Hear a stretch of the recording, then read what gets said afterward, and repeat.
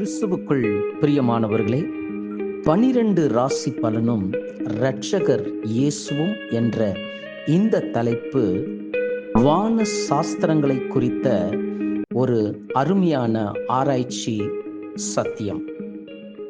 ஆண்டவராகிய இயேசு கிறிஸ்து பிறந்தபோது வான சாஸ்திரிகள் கண்ட அந்த காட்சியை செய்தியாக நாங்கள் இதை உங்களுக்கு தொகுத்து வழங்கியிருக்கிறோம்.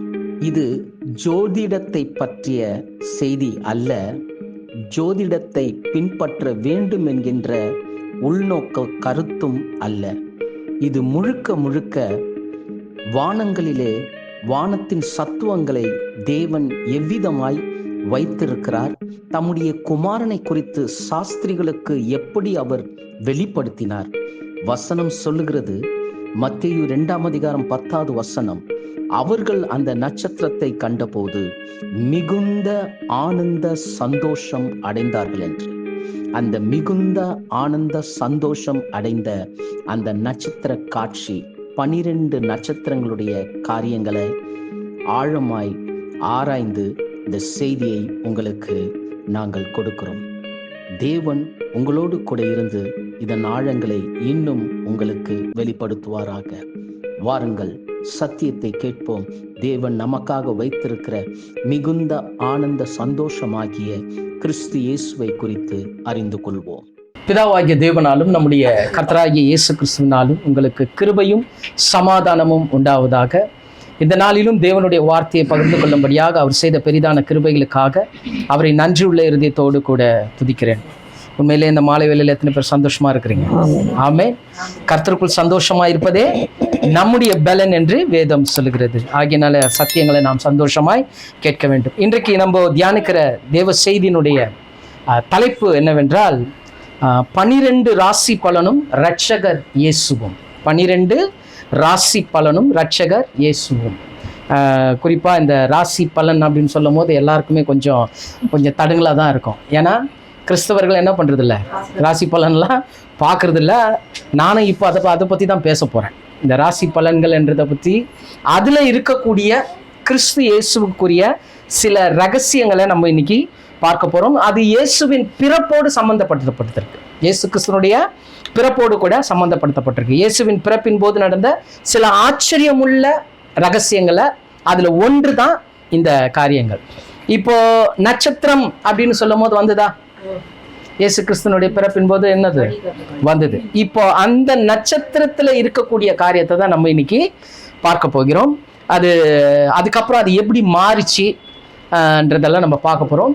அந்த செய்தியின் ஆரம்பத்திலே நான் முன்னாடி சொல்லிடுறேன், இது ஜோதிடம் சம்பந்தப்படுத்தி நான் பேசல, ஜோதிடத்தை சம்பந்தப்படுத்தி பேசல. ஜோதிடம் கிறிஸ்தவர்களுக்கு புறமானது, அது நமக்கு ஆகாது. ஆனா தேவன் ஏற்படுத்தி வைத்த இந்த 12 காரியங்களும் தேவன் எதற்காக வைத்திருக்கிறார், எதற்காக அதை நடப்பித்தார் அப்படின்ற சில ஆழங்களை நம்ம இன்னைக்கு பார்க்கலாம். சரி, மத்தேயு 2 நம்ம எடுத்துக்கலாம்.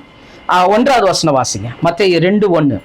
ஏரோது ராஜாவின் நாட்களில் யூதாவில் உள்ள பெத்லஹேமில் இயேசு பிறந்தபோது கிழக்கில் இருந்து சாஸ்திரிகள் எருசலேமுக்கு வந்து. இப்போ இயேசு பிறந்த போது யார் வந்தாங்களா? கிழக்கிலிருந்து சாஸ்திரிகள் வந்தாங்க. எத்தனை பேர் வந்தாங்க? 3 பேர் நம்ம சொல்றோம். ஆனா 3 பேர் எதை வச்சு சொல்றோம்னா அவங்க கொடுத்த கிஃப்டை வச்சு சொல்றோம். கிஃப்டை வச்சு நம்ம சொல்றோம்.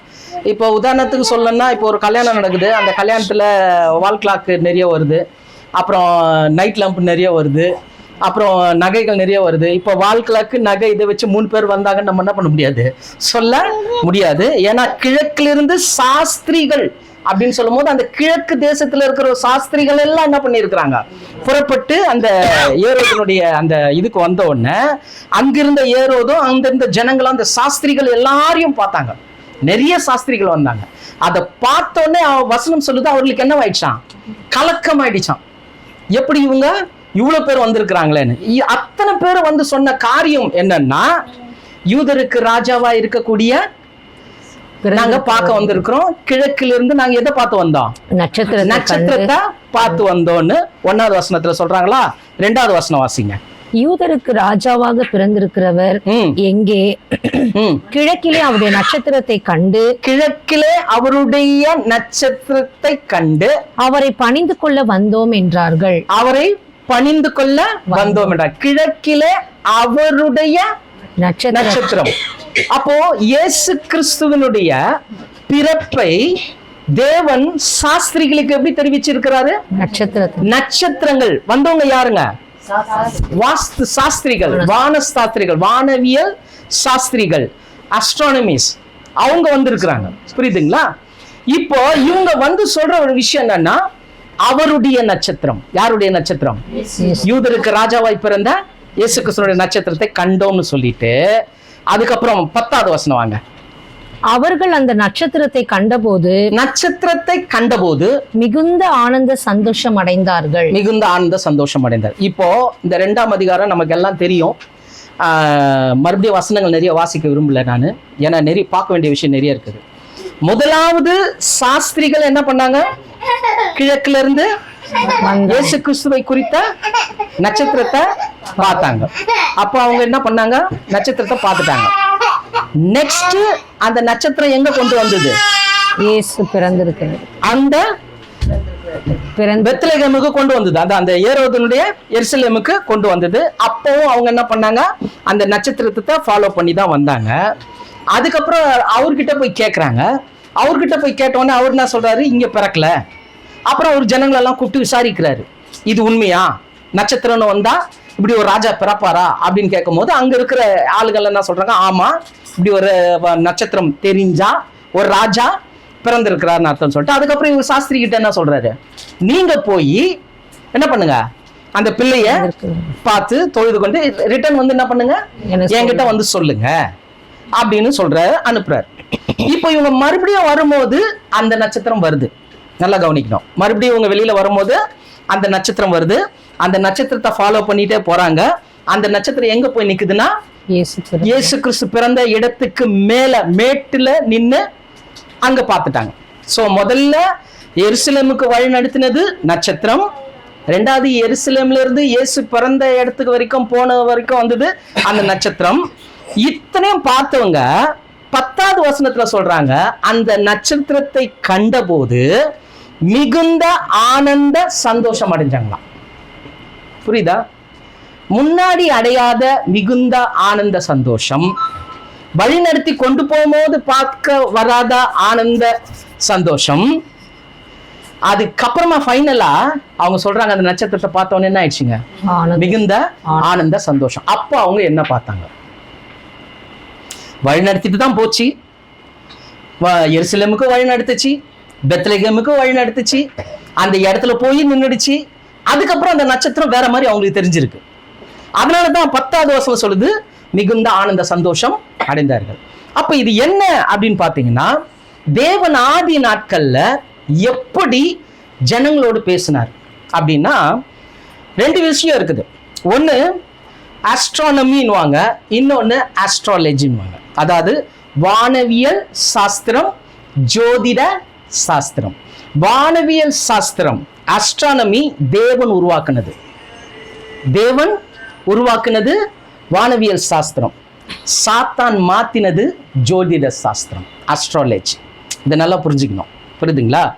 அப்போ தேவன் நட்சத்திரத்தை படைக்கும் போது எப்படி படைச்சாரு? ஆதியாகமம் 1ஆம் அதிகாரம் 14வது வசனம், 1:14. பின்பு தேவன் பகலுக்கும் இரவுக்கும் வித்தியாசம் உண்டாக்கத்தக்கதாக வானம் என்கிற ஆகாய விரிவிலே சுடர்கள் உண்டாக கடவது. அவைகள் அடையாளங்களுக்காகவும் காலங்களையும் நாட்களையும் வருஷங்களையும் குறிக்கிறதற்காகவும் இருக்க கடவது என்றார். அப்போ வானத்துல இருக்கக்கூடிய சத்துவங்கள், அந்த நட்சத்திரங்கள் எதுக்கு ஆண்டவர் படைச்சாரு? அடையாளங்கள். அது என்னன்னு நமக்கு தெரியாது. அடையாளங்கள். 2வது காலங்கள், 3வது நாட்கள், மாதங்கள். நம்மளுக்கு இப்ப தெரிஞ்சது வரைக்கும் என்னதான் தெரியும்? நாட்கள், மாதம், வருஷம் தெரியும். ஆனா காலங்கள், அடையாளங்களுக்காகவும் தேவன் என்ன பண்ணி இருக்கிறாரு? நட்சத்திரத்தை உருவாக்கி வச்சிருக்கிறார். அப்ப தேவன் அந்த நட்சத்திரங்களை வச்சு அந்தந்த காலத்துல சில அடையாளங்களை காமிச்சார். அது யாருக்கு தெரியும்னா அந்த வான சாஸ்திரிகளுக்கு தெரியும். அது சில ஒரு குறிப்பை எடுத்து பார்க்கும்போது, ஒரு ஆராய்ச்சி குறிப்பை எடுத்து பார்க்கும்போது, அந்த நட்சத்திரங்கள் வந்து ஒரு ஒரு ஷேப்ல தெரியும், ஒரு ஃபிகர் தெரியும், ஒரு பிக்சர் தெரியும். அந்த பிக்சரை பார்க்கும்போது அவங்க தெரிஞ்சுப்பாங்க, நெக்ஸ்ட் இது வரப்போகுது, இந்த காரியம் நடக்க போகுது, இதெல்லாம் ஆகும் அப்படின்னு சொல்லிட்டு. ஒவ்வொரு தேசத்துக்கும் ஒரு வான சாஸ்திரிகள் இருந்தாங்க. இன்னைக்கு அமெரிக்கால இருக்கிறாங்களே நாசா, அவங்க என்ன பண்றாங்க, இது பூமியை நோக்கி இந்த எரிக்கல் வருது, அது வருது, இதுதான் சொல்லிட்டு இருக்கிறாங்க. ஆனா இது எல்லாமே என்ன ஆயிடுச்சு, கடைசி நாள்ல தேவன் என்ன ஒரு குறிப்பிட்ட காலம் வரைக்கும் தான் வானத்துல இருக்கக்கூடிய சத்துவங்களை வச்சு பேசினாரு. அதுக்கப்புறம் என்ன சொல்லிட்டாருன்னா, வானத்தி சத்துவங்கள் எல்லாம் என்ன ஆக்கப்படும்ட்டாரு, அசைக்கப்படும்ட்டாரு. அப்போ அங்க கொலாப்ஸ் ஆயிடுச்சு. ஏன்னா பைபிள் நம்ம கைக்கு வந்துச்சு. பைபிள் நம்ம கைக்கு வந்ததுனால இனி வானவியல்ல இருந்து நம்ம கத்துக்க வேண்டிய அவசியம் இல்லை. அப்போ ஒரு ஒரு ஃபிகர், ஒரு ஒரு பிக்சரை காமிச்சு அந்த பிக்சர்ல அவங்க ஒரு விஷயத்தை புரிஞ்சுப்பாங்க. புரிஞ்சுக்கிட்டு அதன் அடிப்படையில அவங்க செயல்படுவாங்க. இதுதான் ஆதி நாட்கள்ல நடந்தது. இப்போ இவங்க வந்த போது கூட ஏறது அந்த அவங்கள பார்த்து இந்த வார்த்தையை தான் கேட்கிறார் பாருங்க. மத்தேயு 2ஆம் அதிகாரம் 7வது வசனம். அப்பொழுது ஏரோது சாஸ்திரிகளை ரகசியமாய் அழைத்து நட்சத்திரம் காணப்பட்ட காலத்தை குறித்து அவர்களிடத்தில் திட்டமாய் விசாரித்து, நட்சத்திரம் காணப்பட்ட காலத்தை குறித்து அப்ப அவங்க கேக்குறாங்க, என்னதுப்பா இது, அது இதனால இனியோர காலம் எப்படி இருக்கும், ஃபியூச்சர் எப்படி இருக்கும் அப்படின்னு சொல்லிட்டு அந்த குழந்தைய குறித்தின டீட்டெயில்ஸ் எல்லாம் கேட்டுட்டு, நீங்க போய் கண்டுட்டு வந்து என்ன பண்ணுங்க என்கிட்ட சொல்லுங்க. ஸோ இதை வச்சு நம்ம பார்க்கும்போது, ஓவரால் பார்க்கும்போது ஆஸ்ட்ரானமி, வானவியல் சாஸ்திரங்கள், இருக்கக்கூடிய நட்சத்திரங்கள்ல தேவன் சில காரியங்களை பேசியிருக்கிறார் அப்படின்றத நம்ம தெளிவாக புரிஞ்சுக்கணும். சாத்தான் என்ன பண்ணிட்டான்னா, அந்த வானவியல் சாஸ்திரங்களை வச்சு அவர் ஒரு காலகட்டத்தில் முடிஞ்சு போனதை வச்சு இன்ன வரைக்கும் கண்டினியூ பண்ணிட்டான். இன்ன வரைக்கும் என்ன பண்றாங்க, இந்த ராசி பலன் எல்லாத்தையும் என்ன பண்றாங்க வச்சு அதுல நிறைய விஷயங்கள் இருக்குது. ஒரு ஒரு நாளைக்கு ஒரு ஒரு கலர் சட்டை போடணும், ஒன்று குடிக்கணும், எந்த பக்கம் போகணும், வீட்டில் என்ன கலர் ஸ்க்ரீன் மாட்டணும், எது எங்க வைக்கணும், அந்த அளவுக்கு என்ன பண்ணிட்டான் சாத்தான் நிறைய விஷயங்களை பண்ணிட்டான். இதை கிறிஸ்தவங்கள செய்ய ஆரம்பிச்சிட்டாங்க. இந்த பக்கம் பார்த்து கதவு இருக்கணும், அந்த பக்கம் பார்த்து கதவு இருக்கணும்னு சொல்லிட்டு கிறிஸ்தவர்கள் என்ன பண்ண ஆரம்பிச்சிட்டாங்க, செய்ய ஆரம்பிச்சிட்டாங்க. இது சாத்தானுடைய காரியம். வானம் எனது சிங்காசனம், பூமி எனது பாதப்படின்னு சொல்றவருக்கு நம்ம எந்த இடத்துல ஈசானி மூனியா கண்டுபிடிக்க முடியாது. அப்போ இதுல புரிஞ்சுக்கணும், இது நம்ம ஜோதிடத்தை பத்தி பார்க்கல, நம்ம வானவியலை பத்தி பார்க்கணும். அப்போ இன்னைக்கு உலகம் அனுசரிக்கிற அந்த ஆஸ்ட்ரானமி என்ன அப்படி பார்த்தீங்கன்னா, ஆஸ்ட்ரானமி ஆஸ்ட்ராலஜி ரெண்டுமே எதை பேஸ் பண்ணி அவங்க பண்றாங்கன்னா, 12 எத்தனை ராசி பலன் இருக்கு, 12 ராசி பலன் இருக்கு. நம்ம சொன்னது வரைக்கும் 12ன்றது வந்து ஒரு செலக்ஷன். பைபிள்ல நியூமராலஜி பிரகாரம் ஒரு செலக்ஷன். 12 சீஷர், 12 கோத்திரம், வெளிப்படுத்தல 12 அஸ்திபாரம், 12 கற்கள், 12 வாசல். புரியுதுங்களா? எல்லாமே என்ன ஆகும்னா 12 வரும், 12 வரும். ஏன்னா தேவன் என்ன பண்ணாரு, அந்த மாதிரி தான் ஒரு 12னால அது ஒரு செலக்ஷன். அப்போ 12ன்ற போது இன்னைக்கு உலகத்துல 12 ராசி பலனை பார்க்குறாங்க. இப்போ இந்த ராசி பலன்ல இருக்கக்கூடிய அந்த தியரியை எடுத்து அவங்க ஒவ்வொரு 12த்துக்கும் 12 பேர் இருக்குது, 12 பேர் இருக்குது, 12 லோகம் இருக்குது. அது 2 விதமா பிரிக்கலாம். ஒன்று ஏஷியன்ட் எம்பளம், அதாவது ஆரம்ப நாட்கள்ல என்ன படத்தை அவங்க யூஸ் பண்ணாங்க, பிரசன்ட்ல என்ன படத்தை யூஸ் பண்ண, இப்ப இருக்கிற ஜோதிடர்லாம் அவங்க இஷ்டத்துக்கு மாத்திட்டாங்க நிறைய. ஆனா ஒரு சிலது ஆரம்ப நாட்கள்ல இருக்குது. அப்ப அந்த 12 ராசி பலன், அந்த ராசியில இருக்கக்கூடிய அந்த பேரு, அது ஒவ்வொரு லோகோக்கும் ஒவ்வொரு அடையாளத்துக்கும் ஒரு அர்த்தம் இருக்குது. அதெல்லாம் இருக்குது. இது ஈஸியா பார்க்கலாம், இது ஒன்றும் புதுசா நான் கிடைக்கல. நீங்க கூகுள்ல போய் செக் பண்ணீங்கன்னா நிறைய விஷயங்கள் தெரியும். இப்ப இத வந்து உலகம் ராசி பலன் பார்க்குது, கிறிஸ்தவங்க நம்ம பார்க்கறது இல்லை. நம்ம பார்க்காதனால அதை பத்தி நமக்கு தெரியல. ஆனா அதுல இயேசு கிறிஸ்துவனுடைய செயல்பாட தேவன் அடையாளமா காமிச்சிருக்கிறாரு. இதைத்தான் அந்த வானசாஸ்திரிகள் பார்த்தாங்க. வானசாஸ்திரிகள் இதை தான் பார்த்தாங்க. பார்த்தோன்னே அவங்களுக்கு என்ன ஆயிடுச்சு, அந்த வார்த்தை எப்படி வருது பாருங்க, மிகுந்த ஆனந்த சந்தோஷம். ஏன்னா அவங்க ஏதோ ஒரு ராஜகுமாரன் பிறந்திருக்கிறான்னு வந்தாங்க. ஆனா அங்க பார்த்தா குழந்தை எப்படி இருக்குது, ஒரு சாதாரண ஒரு வீட்டுல இருக்குது. அவங்க வீட்டுல இருக்குது, ஐயோ நம்ம தப்பா வந்துட்டோமோன்னு அவங்க நினைக்கும் போது அடுத்தது தெரியுது. அந்த நட்சத்திரத்தை கண்ட போது அவங்க மிகுந்த ஆனந்த சந்தோஷம் அடைந்தார்கள். அப்ப இயேசு கிறிஸ்துனுடைய ஆரம்பமும் முடிவும் அவர் பிக்சர் பண்ணி காமிச்சிட்டார் ஆண்டவர். தேவன் என்ன பண்ணிட்டாரு, சாஸ்திரிகளுக்கு காமிச்சிட்டு பிறகுதான் அவங்க ஓப்பன் ஸ்டேட்மெண்ட் கொடுக்குறாங்க, மிகுந்த ஆனந்த சந்தோஷம் அடைந்தார். இதுல நம்ம முக்கியமா கவனிக்க வேண்டிய ஒரு விஷயம் என்னன்னா, அவங்க என்ன கிஃப்ட் கொடுத்தாங்க? பொண்ணு, வெள்ளைப்போளம், தூபவர்க்கம். நல்ல கவனிங்க, பொண்ணு, தூபவர்க்கம், வெள்ளைப்போளம். வெள்ளைப்போளம் நமக்கே தெரியும், அது எதுக்கு யூஸ் பண்றது? மரணத்துக்கு யூஸ் பண்றது. நீங்க யாராவது ஒரு குழந்தை பிறந்திருக்குது, அந்த குழந்தைய போய் பார்க்கும் போது சின்னதா ஒரு சவப்பட்டி செஞ்சு போய் கொடுப்பீங்களா? இல்ல டெட் பாடி மேல தெளிக்கிற சென்ட் வாங்கி போய் கொடுப்பீங்களா? சொல்லுங்க, கொடுப்போமா? கொடுக்க மாட்டோம். அவங்க ஏன் கொடுத்தாங்க? அப்ப அந்த கிஃப்ட்லயே இயேசுவினுடைய ஆரம்பமும் இயேசுவின் முடிவும் அவங்க அந்த வானத்துல பார்த்துட்டாங்க. பார்த்ததுனாலதான் இந்த 3 பொருளை செலக்ட் பண்ணி கொடுத்தாங்க. புரியுதுங்களா? இது சரி. இப்போ அந்த 12 ராசியை பார்க்கலாம். அந்த 12 ராசியில இருக்கக்கூடிய ஒவ்வொரு விஷயத்தையும் நம்ம தேவன் நமக்கு வெளிப்படுத்துவாராக. முதலாவது ராசி என்னதுங்க? மேஷம். மேஷத்தினுடைய குணநலம் என்ன? அடுத்த பாக்குது அமைதி. மேஷம்னா என்னது? அமைதி. அந்த எம்பளம் எப்படி இருக்குது? ஒரு ஆடு நிக்குது. ஒரு ஆடு நிக்குது. கரெக்டா? சரி. இப்போ அந்த நட்சத்திரம் என்னவா தெரிஞ்சிருக்குது? ஒரு ஆடா தெரிஞ்சிருக்குது. இப்போ அது எதை குறிக்குதுன்னா அமைதி. அது எதை குறிக்குது? அமைதி. அமைதி அப்படின்னு சொல்லும் போது சமாதானம். புரியுதா? அமைதின்றது ஒரு சமாதானத்தை குறிக்குது. அப்போ மேஷம் அப்படின்னா சமாதானம். அப்படி பார்க்கும்போது அது என்னவா தெரிஞ்சுது? ஒரு ஆடா தெரிஞ்சுது. இப்போ இது எதை வச்சு பார்க்கலாம்னா, இப்போ தேவனுக்கும் மனுக்குலத்துக்கும் ஆதாம் மூலமா என்ன ஆயிடுச்சுங்க? ஆதாம் மூலமா என்ன ஆயிடுச்சு? பிரிவினை வந்துடுச்சு. இப்போ பிரிவினை வந்துடுச்சு. ஆதாமுடைய கீழ்ப்படியாமையினால மனுக்குலம் விழுந்துருச்சு. ஆதாம் மூலியமா கீழ்ப்படியாமல மனுக்குலம் விழுந்துருச்சு. இப்போ தேவன் அவங்களுக்கு என்ன பண்ண, மறுபடியும் அந்த விழுந்து போன மனுக்குலத்தை தன்னோடு சேர்த்துக்கணும்னா, மனுக்குலத்துக்கு நமக்கும் என்ன வரணும்? ஒரு சமாதானம் வரணும். ஒரு சமாதானம், ஒரு அமைதி பேச்சுவார்த்தைன்னு சொல்லுவாங்க. அமைதி பேச்சுவார்த்தை, அந்த மாதிரி ஒரு சமாதானம் வரணும். இப்போ இங்க ஆடை காமிச்சதுனால வெளிப்படுத்தல் 13ஆம் அதிகாரம் 8வது வசனம் வாசிங்க. வெளிப்படுத்தல் 13:8.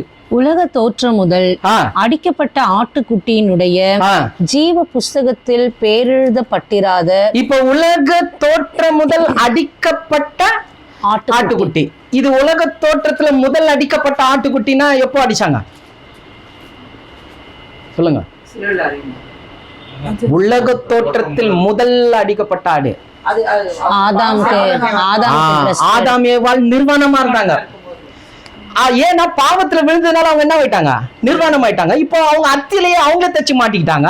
ஆனா தேவன் என்ன பண்ணிட்டாருன்னா, சமாதானத்தின் உடன்படிக்கையை அங்கேயே ஒரு சிம்பலை காமிச்சிட்டாரு. ஒரு ஆட்டினுடைய தோலை எடுத்து அதை ஆதாமுக்கும் ஏவாளுக்கும் ட்ரெஸ்ஸா தைச்சு போட்டார். ஒரு கார்மெண்டா தைச்சு போட்டார். இப்போ இதுல இருந்து அந்த ஆட்டின் மூலமாக என்ன கிடைச்சதுங்க? சமாதானம் கிடைச்சிச்சு. சமாதானம் கிடைச்சிச்சு. ஸோ முதல் ராசி மேஷம். இந்த மேஷம் ஒரு ஆடு. அது எதை குறிக்குதுன்னா சமாதானத்தை குறிக்குது. கிறிஸ்து இயேசுவின் மூலமாக மனுக்குலத்துக்கு நமக்கு என்ன கிடைச்சிச்சு? ஒரு சமாதானம். யோவான் 1:29 வாசிங்க. யோவான் 1:29. மறுநாளிலே யோவான் இயேசுவை தன்னிடத்தில் வரக்கண்டு இதோ உலகத்தின் பாவத்தை சுமந்து தீர்க்கிற தேவ ஆட்டுக்குட்டி. பார்த்தீங்களா? உலகத்தின் பாவத்தை சுமந்து தீர்க்கிற ஆடு. புரியுதா? ஏன் மேஷம்க்கு ஆடு தேவன் காமிச்சாருன்னா சமாதானம். கரெக்டா? சமாதானம். அதனால்தான் ஏசாயா 53:5 என்ன சொல்லுதுங்க? 53:5. நம்முடைய மீறுதல்களின் நிமித்தம் அவர் காயப்பட்டு நம்முடைய அக்கிரமங்களின் நிமித்தம் அவர் நொறுக்கப்பட்டு நமக்கு சமாதானத்தை உண்டு பண்ணும் ஆக்கினை அவர் மேல் வந்தது. இப்ப புரிஞ்சுதுங்களா? அப்போ மனுக்குலத்துக்கும் தேவனுக்கும் ஒரு சமாதானத்துக்குரிய ஆக்கினையை யார் எடுத்துக்கிட்டாரு? ஆட்டுக்குட்டியானவர் நம் ஆண்டவராகிய இயேசு கிறிஸ்து எடுத்துக்கொண்டார். அவர் மீட்கும் பொருளாக இந்த பூமிக்கு வந்தாரு. அதனால தான் மேஷம் என்கின்ற முதல் அந்த நட்சத்திரத்துல சமாதானம். ஆச்சா? ரெண்டாவது ராசி என்னங்க? மிஷபம், ரிஷபம். ரிஷபம் இதனுடைய பண்பு என்னங்க? பண்பு. ஓகே, நானே சொல்லிட்டேன். So, ரெண்டாவது பார்க்கிறோம் ரிஷபம், இதனுடைய குணாதிசயம் என்னன்னா பண்பு. இப்ப பண்பு அப்படின்னு சொல்லும் போது இந்த பிக்சர் என்ன காட்டுது? காளை. இது காளையை காட்டுது. இப்ப அத லைட் எரியுதுங்களா காளையை காட்டுறதுனால? வாசிங்க வெளிப்படுத்தல் கலாத்தியர் 1ஆம் அதிகாரம் 4வது வசனம். கலாத்தியர் 1:4. அவர் நம்மை இப்பொழுது இருக்கிற பொல்லாத பிரபஞ்சத்தினின்று விடுவிக்கும்படி, இந்த பொல்லாத பிரபஞ்சத்தினின்று விடுவிக்கும்படி நம்முடைய பிதாவாகிய தேவனுடைய சித்தத்தின்படியே நம்முடைய பாவங்களுக்காக தம்மை தாமே ஒப்பு கொடுத்தார். அப்போ இந்த காளை அப்படின்றது என்னதுங்க? பலி. தன்னைத்தானே என்ன பண்றது?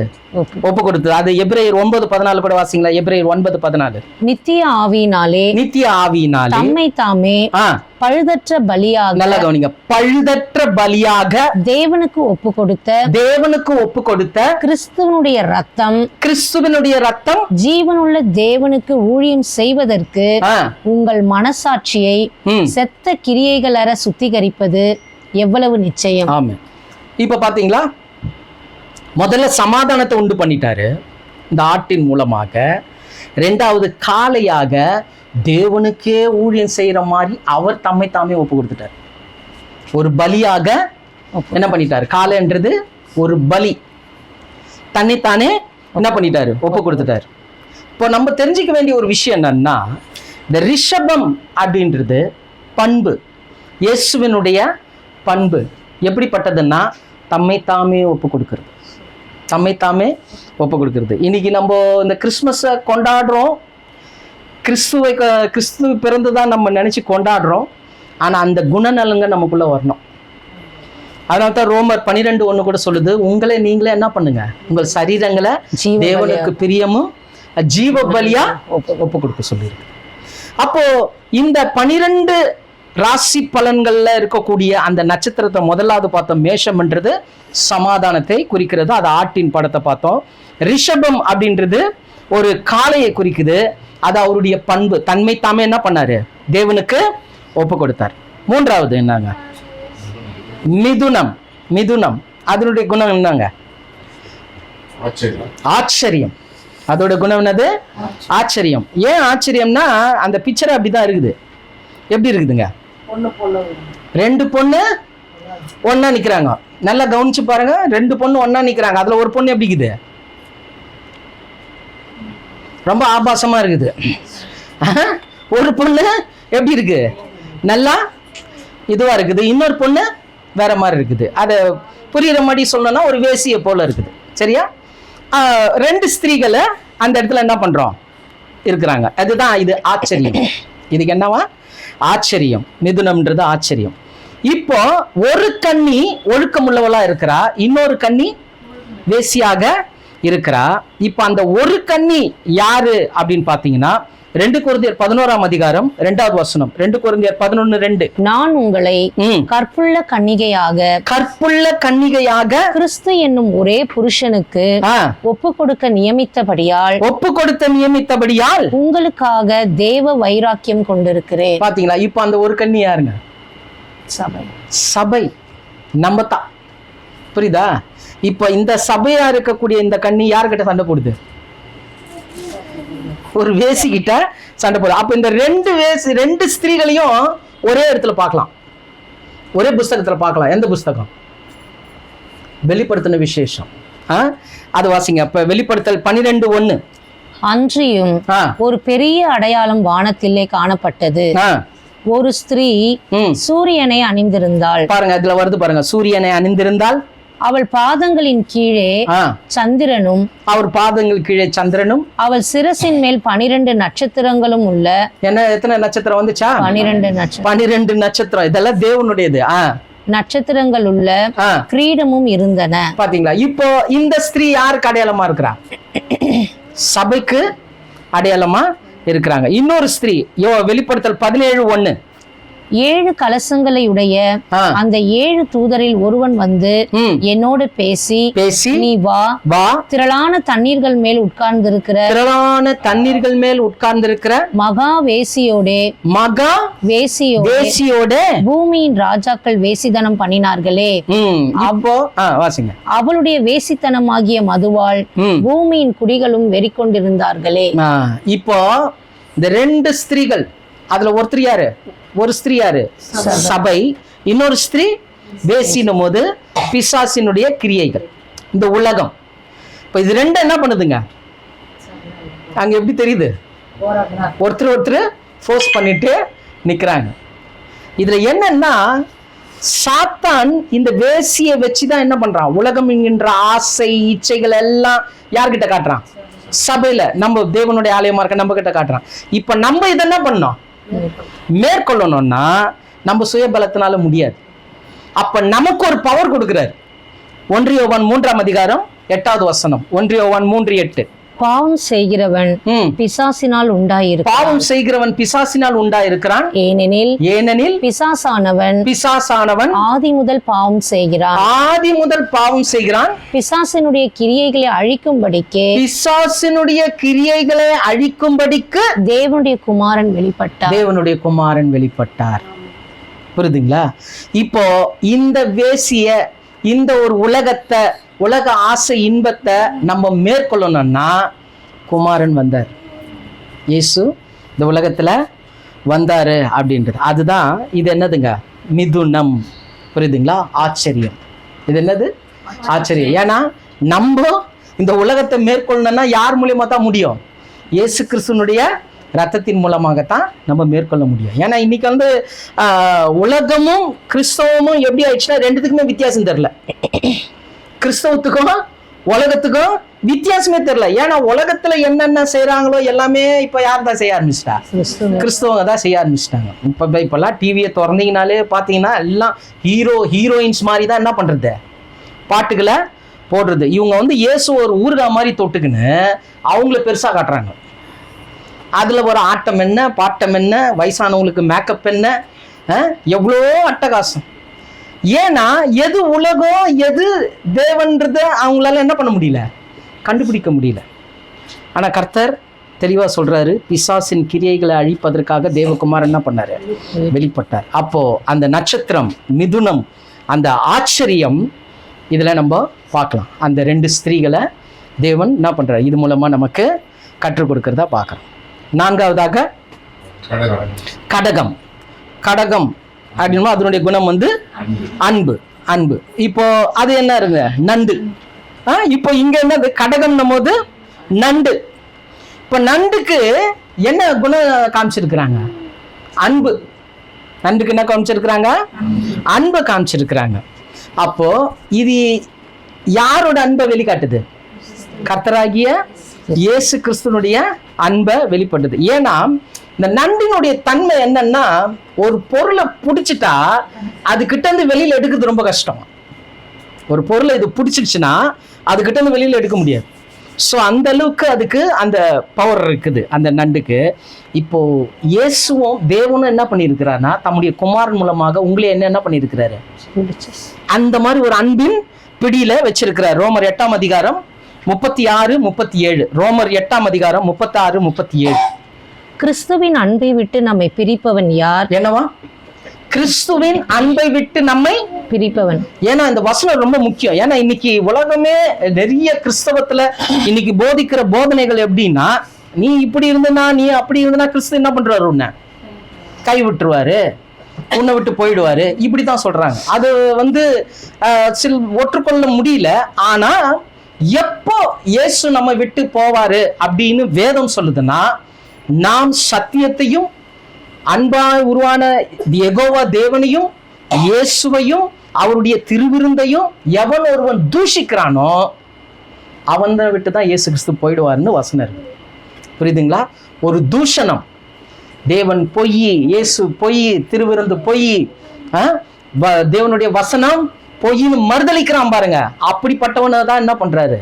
அவர் விட்டு விலகிறதா வேதம் சொல்லுகிறது. பட் அதர்வைஸ் நம்ம செய்கிற நம்முடைய மீறுதல்களை, நம்முடைய அக்கிரமங்களை எல்லாவற்றையும் நாம வருந்தி அவர்கிட்ட கேட்கும் போது, அதான் ரொம்ப முக்கியம். நாம அவர்கிட்ட வருந்தி கேட்கும் போது அவர் என்னதான் பண்றாரு? மன்னிக்கிறார். ஏன்னா அந்த கிறிஸ்துவின் அன்பை விட்டு நம்மை பிரிப்பவன் கேள்வி போட்டார் இங்க பவுல். உன்னை பிரிக்கவே முடியாது. ஏன்னா உனக்காக அவர் என்ன பண்ணிட்டாரு? ஜீவனை கொடுத்துட்டாரு. அதனால உன்னை பிரிக்க முடியாது. அதனால இயேசு எதிர்பார்க்கறது என்னன்னா, என் அண்டை வா, நீ எந்த நிலையில இருந்தாலும் என்கிட்ட வா. உனக்கு ஒரே ஒரு விருப்பம் இருந்தா போதும். என்ன தெரியுமா? நான் பரிசுத்தவானா மாறணும், நான் அவருக்கு பிரியமானவனா மாறணும். அந்த விருப்பத்தோட வா, நான் உன்னை மாத்துறேன்றேன். இதுதான் அவருடைய அன்பின் பிடிப்பு. அதை வாசிங்க. கிறிஸ்துவின் அன்பை விட்டு நம்மை பிரிப்பவன் யார்? உபத்திரவமோ, வியாகுலமோ, துன்பமோ, பசியோ, நிர்வாணமோ, நாசமோசமோ, பட்டயமோ, இவை எல்லாவற்றிலேயும் நாம் நம்மில் அன்பு கூறுகிறவராலே. நல்லா வாசிங்க அந்த வார்த்தை. நாம் நம்மில் அன்பு கூறுகிறவராலே முற்றும் ஜெயம் கொள்ளுகிறவளாய் இருக்கிறோமே. எப்படியா முற்றும் ஜெயம்? அப்ப எப்படி வருது? நான் அவர் மேல எவ்வளவு அன்பு வச்சுக்கிறேன்றது இல்ல, அவர் என் மேல எவ்வளவு அன்பு வச்சிருக்கிறார். இதை புரிஞ்சுக்கிட்டா போதும், கிறிஸ்தவத்தை சுலபமா புரிஞ்சுக்கலாம். இன்னைக்கு பிரச்சனை வந்தா, உபத்திரம் வந்துட்டா, வியாகுலம் வந்தா என்ன பண்றோம்? ஐயோ முடிஞ்சு போச்சு கதை அப்படின்றோம். ஆனா ஆண்டவர் சொல்றாரு, நான் உன்னில அன்பு கூறுறேன், அந்த அன்புல நீ ஜெயம் எடுப்ப. அந்த அன்பு உன்னை என்ன பண்ணும்?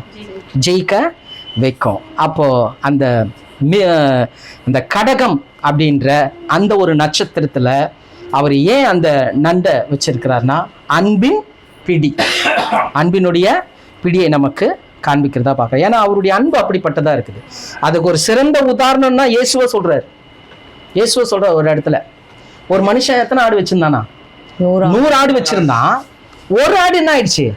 தொலைஞ்சு போச்சு. ஒரு ஆடு தொலைஞ்சு போச்சுன்னு சொல்லிட்டு விட்டு இல்லையா, 99 ஆடை ஒரு இடத்துல விட்டுட்டு அந்த ஒரு ஆடை தேடி போறாராம். நம்மளா இருந்தா என்ன பண்ணிருப்போம்? ஏதோ போயிடுச்சு விட்டுருங்க, 99வது நம்ம என்ன பண்ணலாம், காப்பாத்தலாம்னு நம்ம நினைப்போம். ஆனா அந்த 99 விட்டுட்டு அந்த ஒண்ணுக்காக ஓடுறாருன்னா, இந்த 99 பத்தி அவர் ஏன் கேர் பண்ண தெரியுமா? இது ஓடினாலும் இதையும் சேர்த்துருவாரு.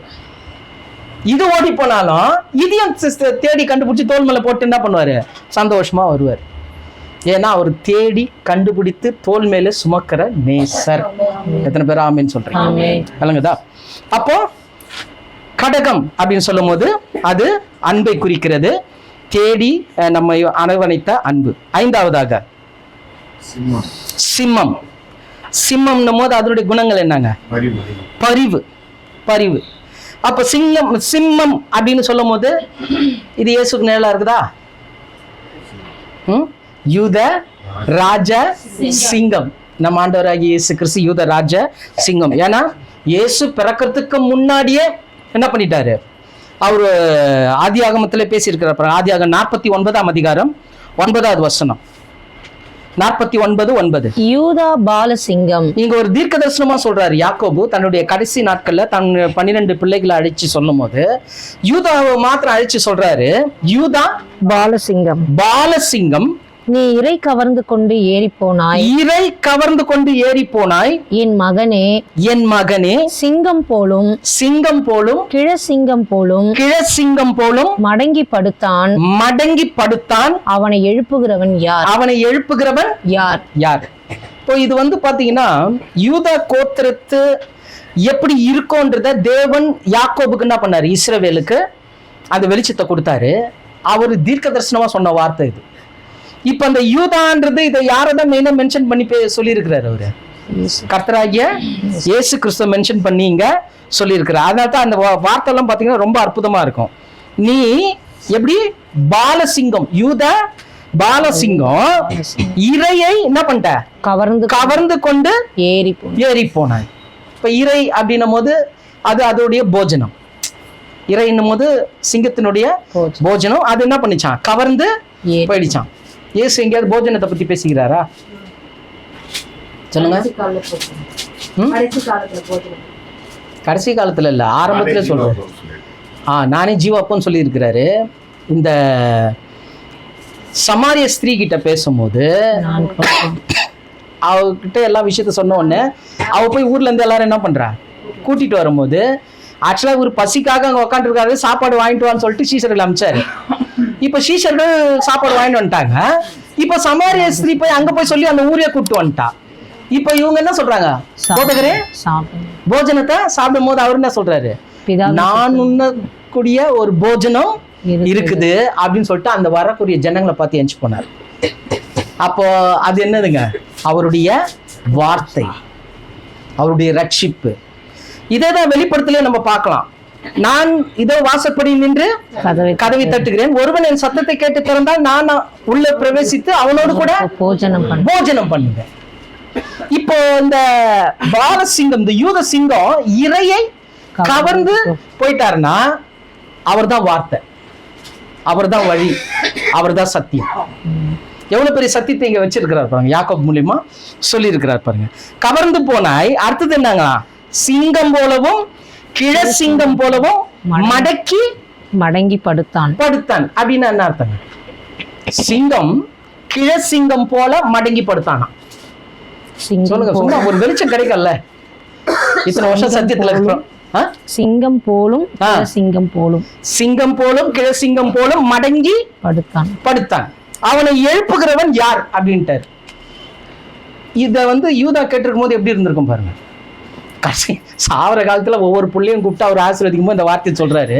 யூதாவை கூப்பிட்டு, நீ பாலசிங்கம், நீ இரையை கவர்ந்து கொண்டு போனாய், சிங்கம் போலவும் அப்புறம் கிழசிங்கம் போலவும் நீ என்ன பண்ணிட்ட, மடங்கி படுத்திருப்ப, உன்னை எழுப்புகிறவன் யாருன்னு அவருக்கு எப்படி இருந்திருக்கும்? தலையை சொஞ்சிருப்பாரு, என்னடா இது வயசாயிடுச்சு அதனால தான் ஏதோ ஒன்று வளர்றாரு போல யூதா நினைச்சிருப்பாரு.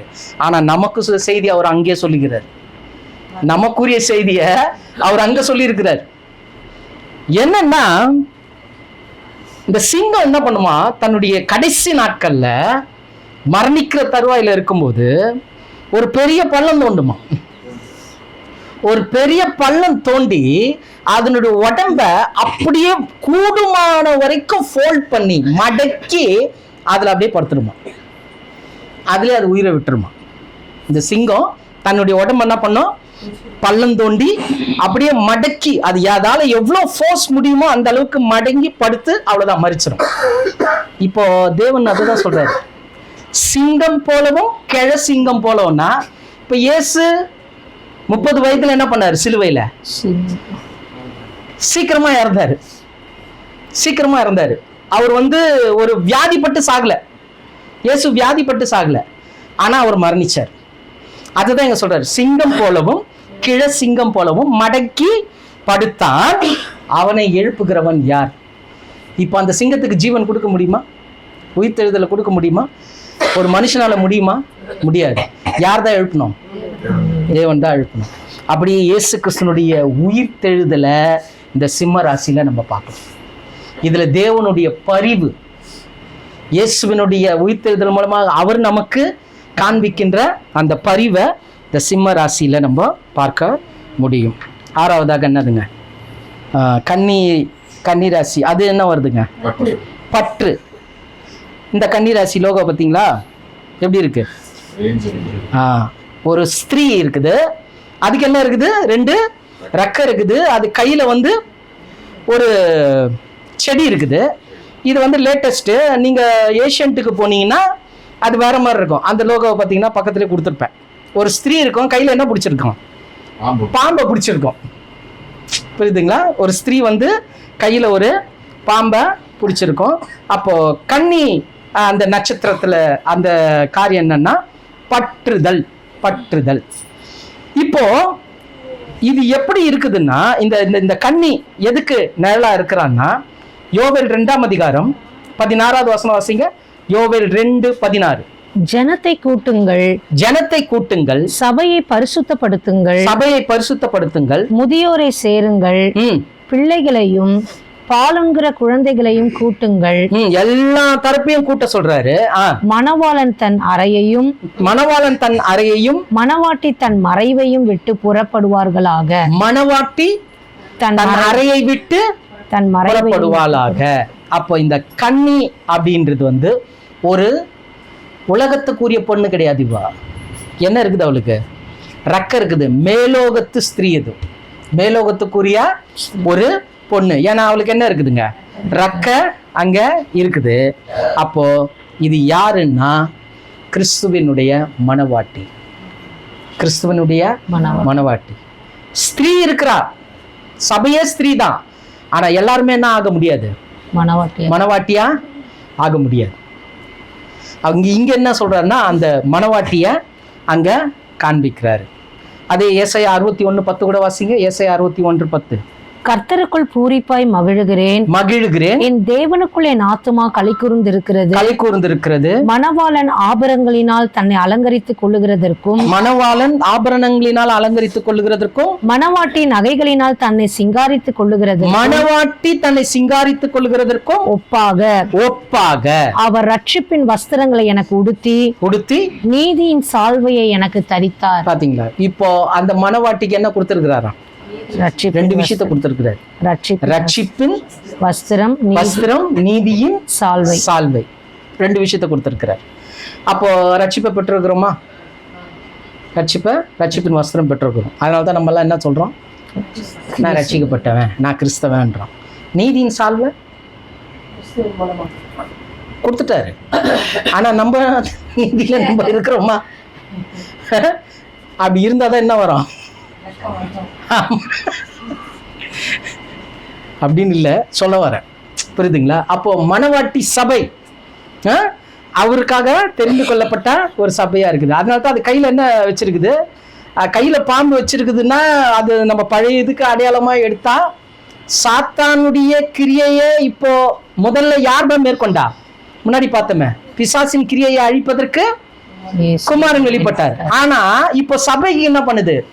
பிசாசுக்கு எதிர்த்து நில்லுங்க, அப்போது அவன் உங்களை விட்டு ஓடி போவான். அதனால்தான் அது என்ன பண்ணுச்சு? கையில பாம்ப கையில பிடிச்சிருக்கு. பிசாசை மேற்கொள்ளக்கூடிய வல்லமை சபைக்கும் என்ன பண்ணிட்டாரு? மணவாட்டிக்கும் கொடுத்துட்டாரு.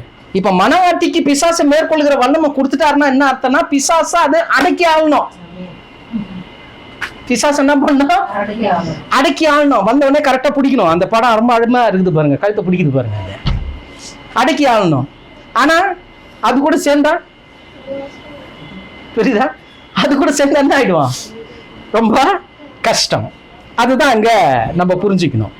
இப்ப இந்த இடத்துல என்ன போட்டிருக்குன்னா ஒரு செடி காமிச்சிருக்கிறாங்க. இங்க என்ன பண்ணிருக்குன்னா அந்த ஸ்திரீ என்ன வச்சிருக்குது? ஒரு செடி கூட அது வச்சிருக்குது. அது எதுக்கு நிழலா இருக்குது? யோவான் 15:16.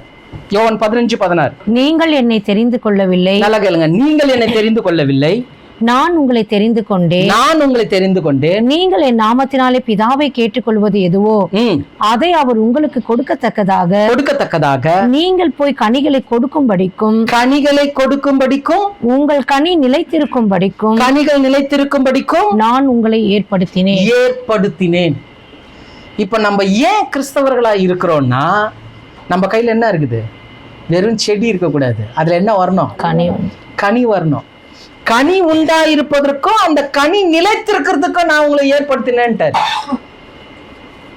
ஏற்படுத்தினேன் அப்படின்னு சொல்லிட்டாரு. அதனால்தான் இந்த கன்னி அப்படின்னு சொல்றது, இந்த நட்சத்திரத்தை ஏன் கன்னின்னு சொல்றாங்கன்னா அது பற்றுதல். நமக்கும் குமாரனுக்கும் உள்ள ஒரு பற்றுதல், நமக்கும் பரலோகத்துக்கும் உள்ள ஒரு பற்றுதல். அந்த பற்றுதல் இருந்தா தான் நம்ம என்ன பண்ண முடியும்? கனி கொடுக்க முடியும். அந்த இறக்கைகள் எதுக்கு நிழலா இருக்குதுன்னா யோவான் 17:21. யோவான் 17:21.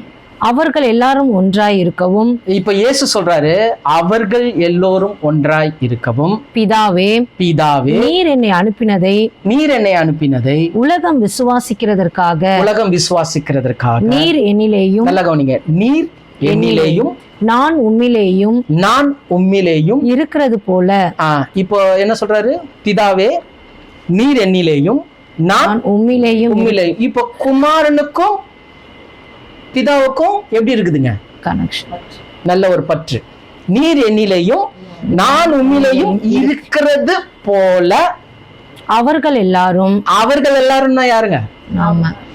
சபை, நாம தான். அவர்கள் எல்லோரும் நம்மில் ஒன்றாய் இருக்கவும் வேண்டிக்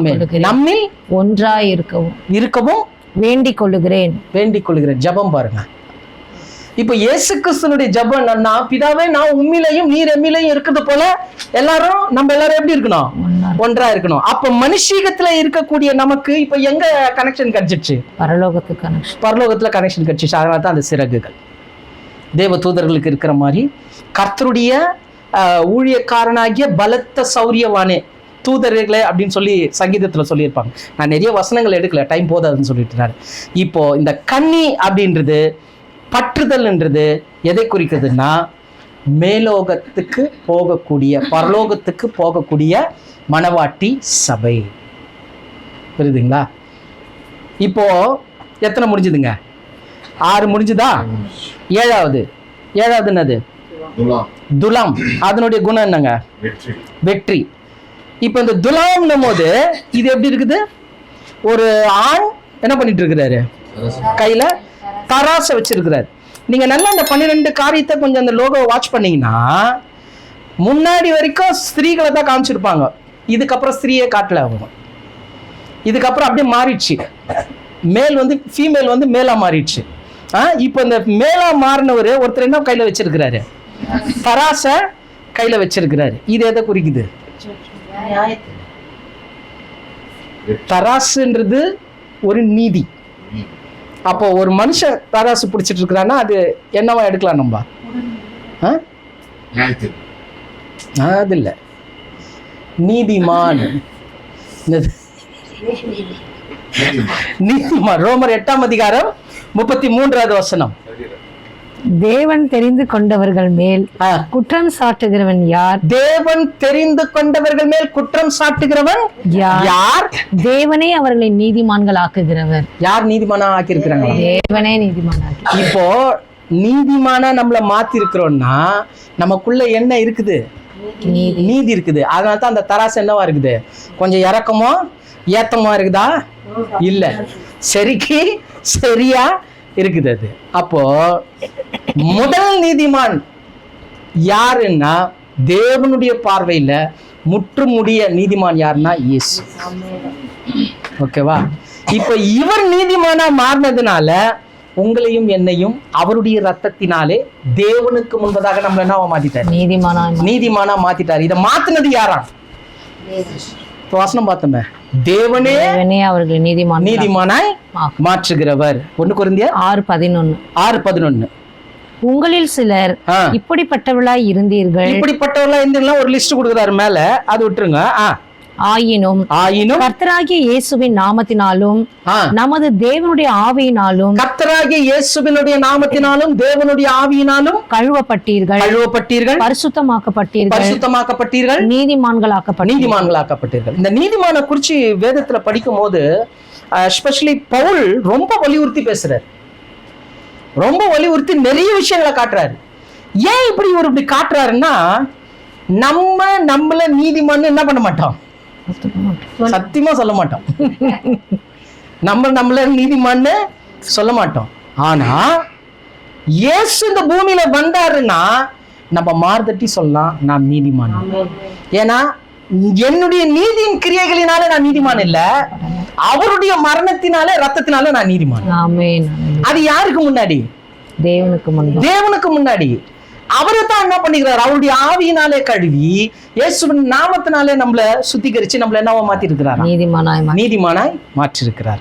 அதான் அந்த ஒரு பூரண மனுஷன் என்ன பண்றான்? அந்த தராச பிடிச்சிட்டு இருக்கா. அதனால தான் இதுக்கு என்னன்னா வெற்றி. இது என்னது? வெற்றி. ஏன்னா யுத்தத்துல போய் பாத்தீங்கன்னா ராஜா சண்டை போடுறது ரொம்ப ரேர். தாவீது கூட என்ன பண்ணாரு? மேல் வீட்டு அறையில உட்காந்துக்கின்னு ஜனங்களை அமிச்சாரு.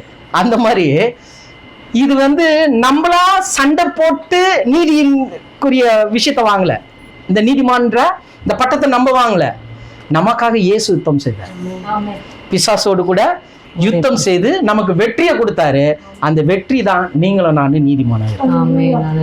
அதனால கர்த்தர் சமூகத்துல எப்போ வேணாலும் நம்மளால தைரியமா போக முடியும். போக முடியும்ன்றதோட என்ன பண்றோம்? போறோம். 1000 விஷயங்கள்லாம் பாத்தீங்கன்னா தியேட்டர்ல சினிமாலாம் பார்த்துட்டு மறுநாள் காலையில ஜெபிக்கிறாங்க. புரியுதா? ஜெபிக்கிறோம். எப்படி? அதுக்காக நீதிமான் சொல்றேன்னு வச்சுக்காதீங்க. கொஞ்சமா நம்ம குத்தப்படணும். புரியுதா? அப்ப நீதியான காரியம் ஏதோ ஒண்ணு. ஆனா கர்த்தர் சமூகத்துல போய் நிக்கிறோமே, இந்த கர்த்தர் சமூகத்துல போறதுக்கு அந்த தைரியம் எப்படி வருது? ஏன்னா அவரே நம்முடைய அவருடைய ஆவியினால நம்மளை கழுவி இருக்கிறாரு. அவருடைய ரத்தத்தினால நம்மளை நீதிமானாய் மாற்றி இருக்கிறார். அதுதான் நீதிமான்றத காரியம். அதனால தான் ரோமர் 8:30 கூட வாசிங்க. ரோமர் 8:30. எவர்களை முன்குறித்தாரோ அவர்களை அழைத்தும் இருக்கிறார். எவர்களை அழைத்தாரோ அவர்களை நீதிமான்கள் ஆக்கியும் இருக்கிறார். எவர்களை நீதிமான்கள் ஆக்கினாரோ எவர்களை நீதிமான்கள் ஆக்கினாரோ அவர்களை மகிமைப்படுத்தியும் இருக்கிறார். அவர்கள் என்ன பண்ணிருக்கிறாரா? மகிமைப்படுத்திருக்கார். இப்போ நம்ம எல்லாம் யாரும் என்னவா இருக்கிறோம்? நீதிமான்களா இருக்கிறோம். அடுத்த ஸ்டெப்புக்கு போனோமா? மகிமை படுத்தி இருக்கிறேன்னு சொல்றாரு. அப்ப அந்த மகிமை என்ன அப்படின்னு பாத்தீங்கன்னா அடுத்த ராசியில இருக்குது. ஏன்னா இதெல்லாம் கோர்வையா தான் காமிச்சுக்கிறாரு ஆண்டவர். 8வது ராசி என்னங்க? விருட்சகம். அதனுடைய குணாதிசயம் பயணம். விருட்சகம் பயணம். அது என்னவா இருக்குதுங்க? தேளு. ஆமா, ஸ்கார்பியோ. ஒரு தேளா இருக்குது. புரியுதுங்களா? அப்போ இந்த ஒரு நட்சத்திரத்துல தேவன் ஒரு தேளை காமிச்சு அதனுடைய பயன்பாடு பயணம்ட்டாரு. பயணம். அப்ப தேளு அப்படின்னு சொல்லும் போது அது எதுக்கு நிழலா இருக்குது, எதை குறிக்குது அப்படின்னு பாத்தீங்கன்னா வெளிப்படுத்தல் 9ஆம் அதிகாரம் 10வது வசனம். வெளிப்படுத்தல் 9:10. அவைகள் தேள்களின் வாள்களுக்கு ஒப்பான வாள்களையும் அந்த வாளின் கொடுக்குகளையும் உடையவைகளாய் இருந்தன. தேளுடைய கொடுக்க பத்தி பேசுறாரு. அவைகள் 5 மாதம் அளவும் மனுஷரை சேதப்படுத்துவதற்கு அதிகாரம் உடையவைகளாய் இருந்தன. என்ன பண்ணுதான் அது?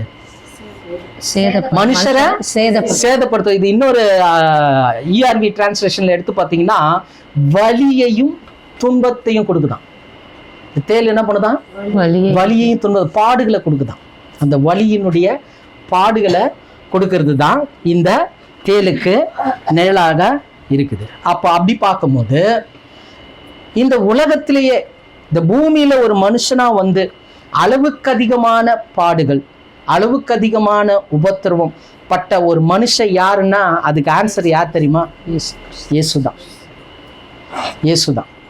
ஏன்னா ஒரு மனுஷனுடைய பின்னணி ரொம்ப முக்கியம். இயேசு இந்த பூமிக்கு வந்தாரு. அவர் தேவனுடைய குமாரனா வந்தார். ஆனா இந்த பூமியில மனுஷகுமாரனா வந்தார். வந்து அவருடைய வாழ்க்கையில எவ்வளவு பிரச்சனைன்னா நிறைய பிரச்சனைகள் இருக்கு. அவரு சிலுவையில பட்ட துன்பங்கள், அவர் ரோம போர் சவுல் மற்ற அடிகள் எல்லாம் ஓகே. அவர் நல்லா இருக்கும்போது, நல்லா நடமாட்டத்துல இருக்கும் போதே நிறைய பிரச்சனைகளை சந்திச்சார். இன்னைக்கு நமக்கு ஒரு சின்ன பிரச்சனை வந்துட்டா நம்ம என்ன பண்றோம்? ஒரு பாடோ ஒரு துன்பமோ வந்துட்டா என்ன பண்ணிடுறோம்? பல்பு பீஸ் பண்ண மாதிரி ஆயிடுது, காத்து பிடிங்க விட்ட பலூன் மாதிரி ஆயிடுறோம். ஆனா கல்லடி வாங்கியிருக்கிறோமா? சொல்லுங்க, கல்லடி வாங்கியிருக்கிறோமா? இல்லை, அவர் வாங்கியிருக்கிறார். அந்த ஒரு சம்பவத்தை படிக்கும் போது எனக்கு ரொம்ப ஆச்சரியமாயி போச்சு. அது வாசிங்களா? யோவான் 10ஆம் அதிகாரம் 32-33 வாசிங்களேன். இயேசு அவர்களை நோக்கி நான் என் பிதாவினால் அநேக நற்கிரியைகளை உங்களுக்கு காண்பித்தேன். அவைகளில் எந்த கிரியைகளை நிமித்தம் என் மேல் கல் எறிகிறீர்கள் என்றார். எந்த கிரியை நிமித்தம் என் மீது கல் எறிகிறீர்கள்? என்ன அர்த்தம்? கல் போட்டு இருக்கிறாங்க, கல் அடிக்கிறாங்க. கல்லடி பட்டுக்கிட்டே இயேசு பேசுறாரு, நான் நற்கிரியை தானப்பா செஞ்சேன், நான் எந்த நற்கிரியைக்காக என்ன நீ கல் அடிக்கிற? எந்த நற்கிரியைக்காக? அப்ப அவருடைய பயணம் பாருங்க எப்படி இருக்கு. அவருடைய வாழ்க்கை பயணம், இயேசு கிறிஸ்துவின் வாழ்க்கை பயணம் என்ன வாங்குறாரு? கல்லடி வாங்குறாரு. அதுக்கப்புறம் சொல்றாரு பாருங்களேன், அது 36 வாசிங்களேன். எதனால கல்லடிக்கிறாங்களா? பிதாவினால் பரிசுத்தமாக்கப்பட்டும் உலகத்தில் அனுப்பப்பட்டும் இருக்கிற நான் என்னை தேவனுடைய குமாரன் என்று சொன்னதினாலே தேவதூஷணம் சொன்னாய் என்று நீங்கள் சொல்லலாமா? அதுல 33 கூட வாசிங்க. யூதர்கள் அவருக்கு பிரதியுத்தரமாக நற்கிரியைகளின் நிமித்தம் நாங்கள் உன்மேல் கல்லெறிகிறதில்லை. நற்கிரியைக்காக உன்மேல கல்லெறியல, நீ மனுஷனாய் இருக்க உன்னை தேவன் என்று சொல்லி விதமாய் தேவதூஷணம் சொல்கிறபடியினாலே உன்மேல் கல்லெறிகிறோம். தேவதூஷணம் சொன்னதுனால உன் மேல கல்லெறிகிறோம்ன்றாங்க. அந்த தேவதூஷணம் என்னன்றதுதான் 36ல சொல்றாரு. நான் தேவனுடைய குமாரன் இயேசு சொன்னார். இயேசு சொன்னது உண்மையா பொய்யா? உண்மையாதான் பேசினார். நான் தேவனுடைய குமாரன் கூடி இருக்கிறவங்களுக்கு எல்லாம் கல் எடுத்து அடிக்க ஆரம்பிச்சிட்டான். 39வது வசனம் ஜீர்ணிக்க முடியாத ஒரு வசனம். 39 வாசிங்க. இது நிமித்தம் அவர்கள் மறுபடியும் அவரை பிடிக்க தேடினார்கள். அவரோ அவர்கள் கைக்கு தப்பி அவர்கள் கைக்கு தப்பி அவங்க தேடினாங்க. இவர் அவங்க கைக்கு என்ன பண்ணிட்டாரு? தப்பிட்டாருன்னா அப்ப இயேசு என்ன பண்ணிருக்கிறாரு? அங்கிருந்து ஓடி இருக்கிறார். தேவன் உதவியே செய்யல. கல் எறியும் போது அந்த கை என்ன பண்ணிட்டு இருக்கணும்? அப்படியே நின்றுட்டு இருக்கணும். ஏன்னா உன்னதமான தேவனுடைய குமாரன் அவர் கைக்கு தப்பி அப்படின்னும் போது மனுஷன் தேவனுடைய குமாரனுக்கே அவருடைய பயணத்துல எவ்வளவு பாடுகள். அந்த மாதிரி பாடுகள்லாம் நம்மளுக்கு என்ன பண்ணல, வரல. நமக்கு வர பாடு நம்ம சொல்லிக்கிறோம் பாடுன்னு, ஆனா அவைகளிலிருந்து விடுதலை கொடுக்க தேவனால கூடும். இது ஒரு பெரிய விஷயமே கிடையாது. ஆனா இங்க இயேசு கிறிஸ்துவனுடைய பாடுனுடைய அந்த பயணத்தை தான் அந்த விருட்சகம், அந்த ஸ்கார்பியோ, அந்த தேலை இங்க குறிக்கிறதாக இருக்கிறது. ஏன்னா எபிரேயர் 5ஆம் அதிகாரம் 8-9 கூட வாசிங்களேன். அவர் குமாரனாய் இருந்தும் பட்ட பாடுகளினாலே, அவர் குமாரனாய் இருந்து பட்ட பாடுகளினாலே கீழ்ப்படிதலை கற்றுக்கொண்டு. யாரு? இயேசு கிறிஸ்து. அப்ப தேவன் ஏன் இந்த மாதிரி பாடுகளை ஒப்படைச்சாருன்னு அவரை ஒப்பு கொடுத்தாருன்னா என்ன பண்ணுமா? இயேசு கீழ்ப்படிதலை கற்று. இயேசுக்கே கீழ்ப்படிதலை தேவன் எப்படிதான் கத்து கொடுத்துக்கிறாரு? பாடுகள் மூலமா. அப்போ நம்மளுக்கு ரொம்ப டீச்சிங் கொடுக்குறாருன்னு நினைக்கிறேன்ல. பாடு எவ்வளவு ஜாஸ்தி இருக்குதா சந்தோஷப்படணும். கர்த்தர் நமக்கு என்ன பண்றாரு?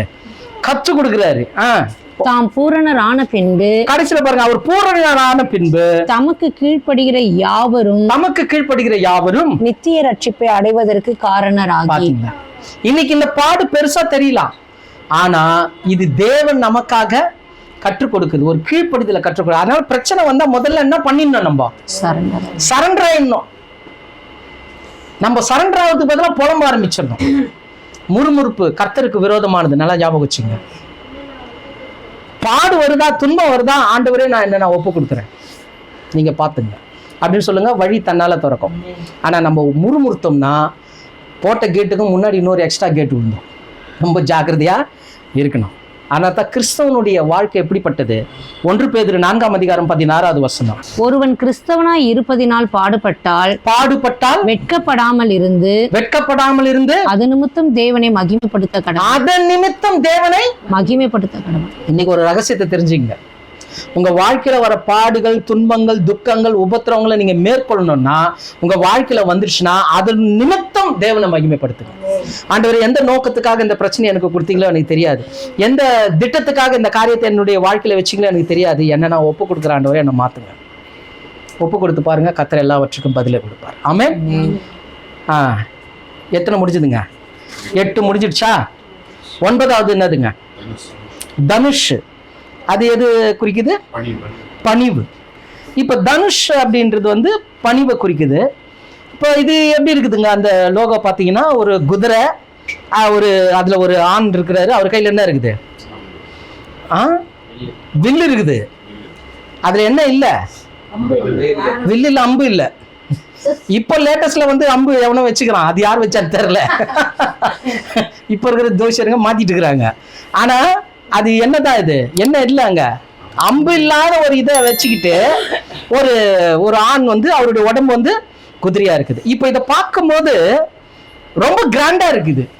ஏன்னா ஒரு மனுஷனுக்கு ஒரு குதிரை உடம்பு, கையில வில்லு இருந்தா அவன் எப்படிப்பட்டவனா இருக்கணும்? இந்த அவெஞ்சர்ஸ் சொல்றோங்க, அந்த மாதிரி ஒரு சூப்பர் நேச்சுரல் பவர் இது. ஆனா இதனுடைய குணாதிசயம் என்னவா? பணிவு. இதோட குணாதிசயம் என்ன?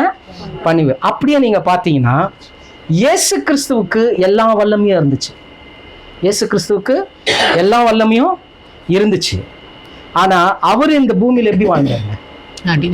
ஒரு சாதாரண ஒரு மனிதனாக பணிவாதான் வாழ்ந்தார். பிலிப்பியர் 2ஆம் அதிகாரம் 6-7 வாசிங்களேன். பிலிப்பியர் 2ஆம் அதிகாரம் 6-7. அவர் தேவனுடைய ரூபமாய் இருந்தும் தேவனுக்கு சமமாய்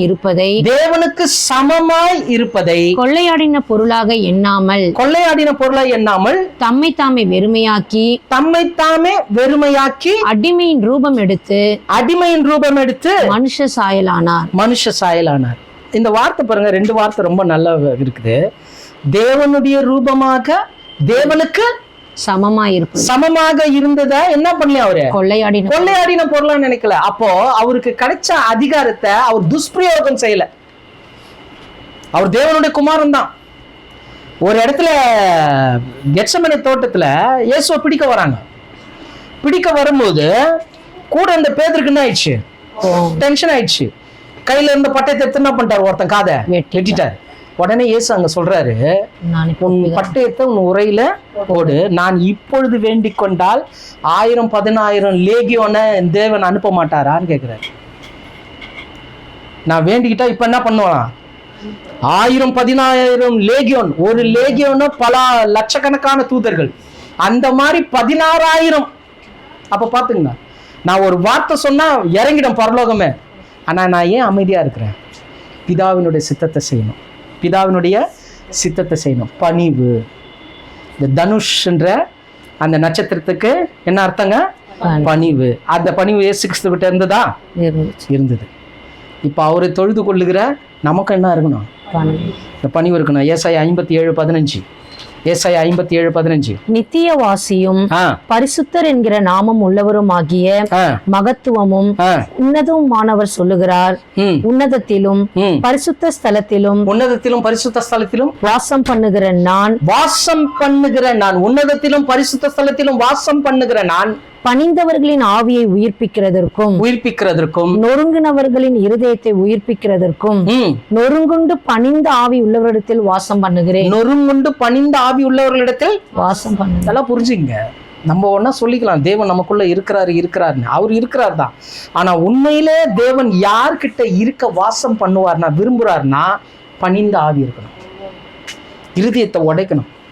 கர்த்தர் சமூகத்துல நான் ஒண்ணு இல்லை ஆண்டவரே, என்ன நீங்க நான் அர்ப்பணிக்கிறேன் அப்படின்னு உடைக்கிற அந்த பணிந்த ஆவி உள்ளவர்கள் இடத்துல தேவன் என்ன பண்ணுவாராம்? வாசம் பண்ணுவார். அப்போ தனுஷ் அப்படின்னு சொல்லும் போது அது பணிவு.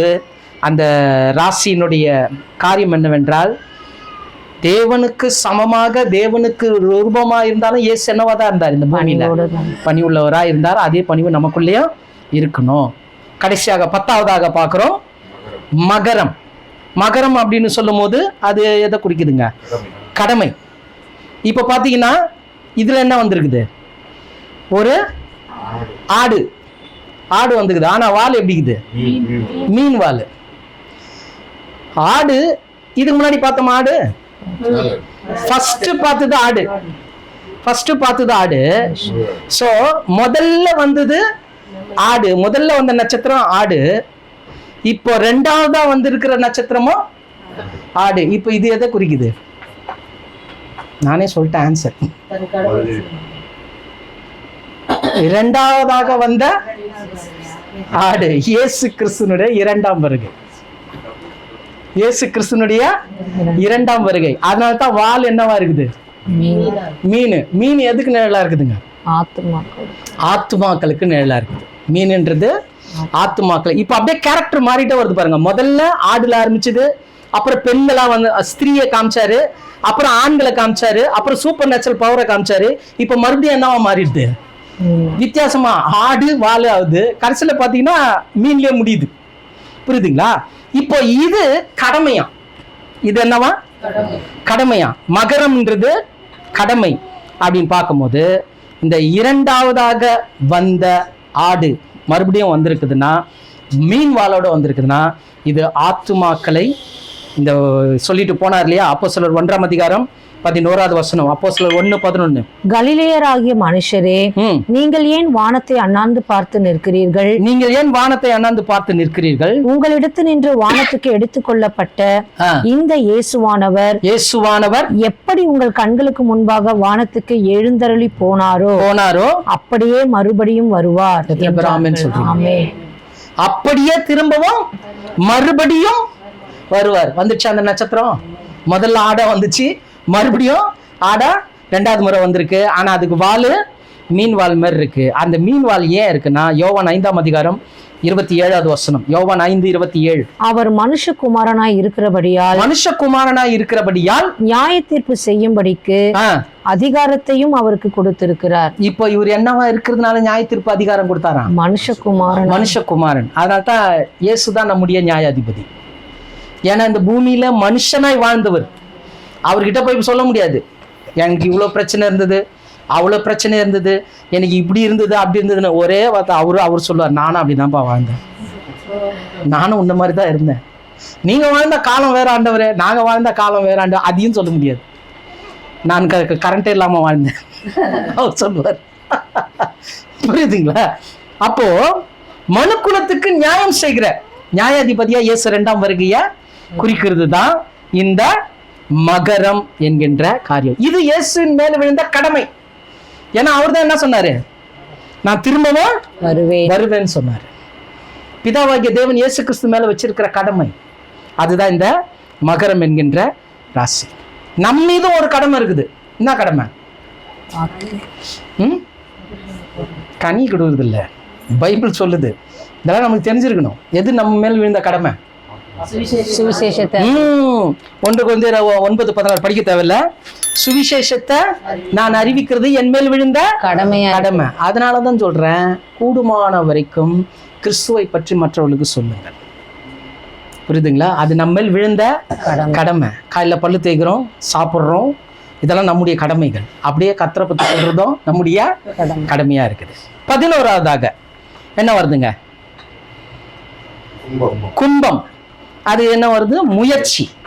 கும்பம்ன்ற போது முயற்சி. இது எப்படி இருக்குன்னா, ஒரு ஆண் வந்து என்ன பண்றாரு?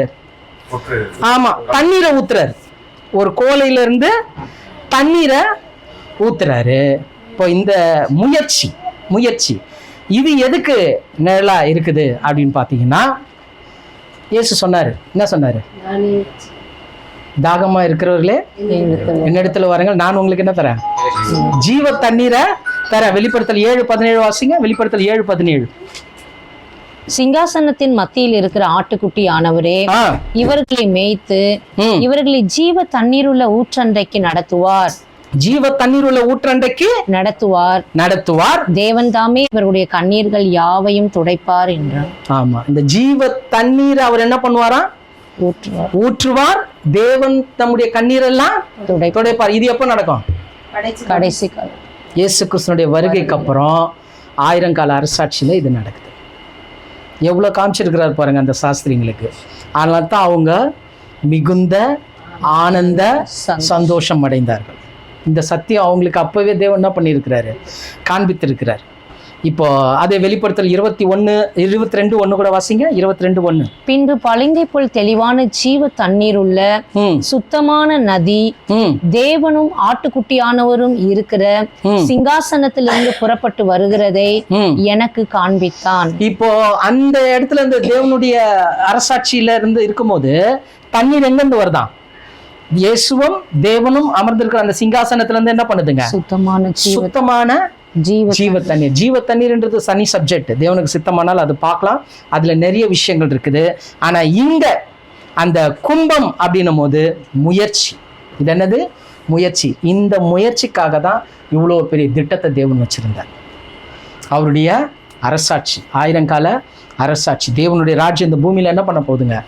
வரப்போகுது. ஜீவ தண்ணீர் எல்லாருக்கும் என்ன பண்ண போகுதுங்க?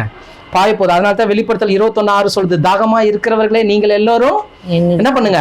என் அண்டையில வாருங்க, நான் உங்களுக்கு ஜீவ தண்ணீரை இலவசமா கொடுக்குறேன்னாரு. இது என்னவா இருக்குது? இலவசமாய் கொடுக்குறேன்னு சொல்லியிருக்கிறார். சரி, இப்போ கடைசியா என்னதுங்க? மீனம். கடைசி என்னது? மீனம். இது என்ன? இதோட குணாதிசயம் என்ன? பாசம் தான். கடைசி தான் பாசம். இப்ப இந்த 12 ராசி யாராவது மனப்பாடமா சொல்ல தெரியுமா? சத்தியமா எனக்கும் தெரியாது. ஆனா தேவன், ஏன்னா இதுக்கு நமக்கு சம்பந்தம் இல்லை, அதான் உண்மை. ஆனா தேவன் என்ன பண்ணியிருக்கிறாரு? இன்னைக்கு உலகத்தான் மாத்திட்டான். நான் இதை பற்றி நான் ஆராய்ச்சி பண்ணும்போது டெய்லியும் ராசி பலனை பார்த்தேன். ஒவ்வொரு நாளைக்கு ஒரு கூத்தா இருக்குது. ஒருத்தனுக்கு சொல்றது. இதுல டிவிலையும் கேட்டு பார்த்துட்டேன், வெளியிலயும் பார்த்தேன், பேப்பர்லயும் படிச்சேன். ஃபுல்லா பார்த்தேன்னா அப்படி இருக்குது. ஒரு இடத்துல ஒருத்தன் சொல்றான், இந்த ராசிக்கு தான், அந்த மீனம் ராசிக்கு சொல்றான், கிழக்கே போறதா இருந்தா தயிரை பாதி குடிச்சு தலையில தேய்ச்சிட்டு போன்றான். தயிரை பாதி குடிச்சிட்டு தலையில என்ன பண்ணுமா? தேய்ச்சிட்டு போனோம். அப்படி தேய்ச்சிட்டு போலன்னா உனக்கு ஆபத்து வரும். அவருக்கு எப்படி இருந்திருக்கும் பாருங்க, அவனுக்கு படிச்சவருக்கு தயிர் வீட்டுல இல்லைன்னா முடிஞ்சு போச்சு கதை, அவர் கதை, அவர் தயிர் ஆயிட்டு இருப்பாரு. இன்னைக்கு சாத்தா என்ன பண்ணிட்டான்னா அந்த 12 ராசி பலனை அவனுக்கு சாதகமா பயன்படுத்திட்டான். ஆனா நம்மளுக்கு தெரியும் இது இயேசு கிறிஸ்துவனுடைய முழுமையான அவருடைய வளர்ச்சி, ஆரம்பமும் முடிவையும் யாருக்கு காமிச்சிருக்கிறாரு? வான சாஸ்திரிகளுக்கு காமிச்சாரு. அவங்க பார்த்து மிகுந்த ஆனந்த சந்தோஷம் அடைஞ்சாங்க. இன்னைக்கு கர்த்தர் நமக்கு காண்பித்திருக்கிறாரு, நமக்கும் மிகுந்த ஆனந்த சந்தோஷம் வரணும். வருகிறனால இந்த நாட்களை தேவன் நம்ம என்ன பண்ணோம்? மாத்திக்கணும். சரி, இப்போ இந்த மீனம் அப்படின்னு சொல்லும் போது பாசம், இப்போ இது எப்படி இருக்குதுங்க? 2 மீன், ஒண்ணு மேல போகுது, இன்னொன்னு கீழே வருது. அப்படியே ரொட்டேட் ஆகுற மாதிரி இது மேல போகுது, இது கீழே வருது. இப்போ இது மேல போறதுக்கும் இது கீழே வர்றதுக்கும் எப்படின்னா இதோட கனெக்டிவிட்டி எப்படி இருக்குன்னா, ஒரு மீன் பூமியில இருந்து என்ன பண்ணுது? மேல போகுது, இன்னொன்னு மேல இருந்து கீழே வருது. இது எதை குறிக்குதுன்னா 1 கொரிந்தியர் 15ஆம் அதிகாரம் 47வது வசனம் வாசிங்களா. முந்தின மனுஷன் பூமியிலிருந்து உண்டான மண்ணானவன். முந்தின மனுஷன் பூமியிலிருந்து உண்டான மண்ணானவன். இரண்டாம் மனுஷன் வானத்திலிருந்து வந்த கர்த்தர். வானத்திலிருந்து வந்த கர்த்தர். இப்போ முந்தின மனுஷன், இரண்டாவதாக வந்த மனுஷன். மனுஷன் என்ன பண்ணுதுங்க?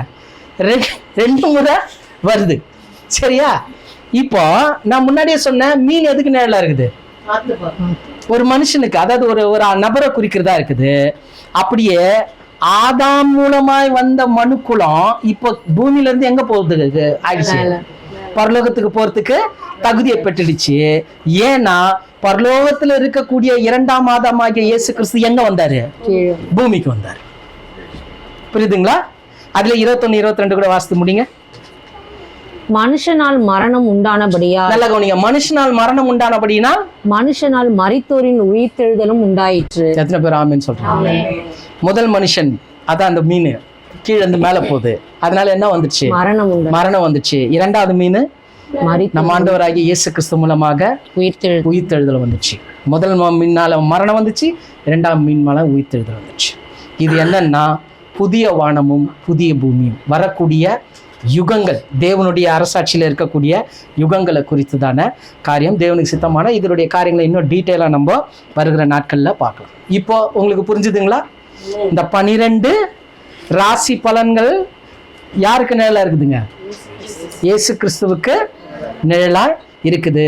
இதை அவங்க பார்த்ததுனால தான் அவங்க அந்த 3 பொருளை கொடுத்தாங்க. இயேசு கிறிஸ்துவுக்கு அந்த 3 பொருளை கொடுத்தாங்க. முதல்ல என்ன கொடுத்தாங்க? பொண்ணை கொடுத்தாங்க.